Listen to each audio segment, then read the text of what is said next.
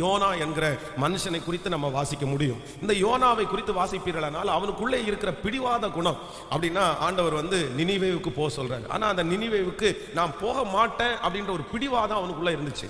அப்போ என்ன பண்றான் அப்படின்னு சொன்னா, ஒருவேளை யாராவது நம்மளை போக சொல்லிடக்கூடாது, இல்லைன்னா நம்மளே மனசு மாறிடக்கூடாதுன்னு சொல்லி தன் பிடிவாத குணத்தை விட்டு மாறிடவே கூடாது. யார் பேசினாலும் என்ன நடந்தாலும் மாறிடக்கூடாதுன்னு கப்பலுடைய அடித்தட்டத்தில் போய் அவன் படுத்து நித்திரை செய்தானாம். சிலர் அப்படிதான் தன்னுடைய பிடிவாத குணத்தை மாத்திருவாங்களோ அப்படின்னு நினைச்சு பாஸ்டர்ட்ட பேச மாட்டாங்க, ஜெபத்துக்கு வர மாட்டாங்க, இன்னும் ஆலோசனைக்கு போக மாட்டாங்க. இல்லை நம்ம ஒரு பிடிவாதமா இருக்கிறோம், ஒருவேளை பாஸ்டர் மாத்திட்டாருன்னா அவங்க ஆலோசனை சொல்லி கணவன் மனைவிக்குள்ள ஒரு பிரச்சனை இல்லை பிரிவினை இருக்குன்னு வைங்களேன், அப்போ அவங்க ஆலோசனைக்கே நிற்க மாட்டாங்க. ஏன் நிற்க மாட்டாங்கன்னா, நான் அதை மன்னிக்க மாட்டேன், நான் அதை மறக்க மாட்டேன், நான் பிடிவாதமா இருப்பேன், அவங்க என் மனசை மாத்திடுவாங்க, அதற்காக நான் வரமாட்டேன். இல்லை, ஆண்டவருடைய பிள்ளைகளே, கர்த்தர் சமூகத்திலே நீங்கள் தாழ்மைப்படும் போதுதான் ஆண்டவர் உங்களை கர்த்தர் உயர்த்துவார். அப்போ இந்த யோனா பிடிவாத குணத்தினால கப்பலுடைய அடித்தட்டத்தில் போய் படுத்து கிடக்கிறான் பாருங்க.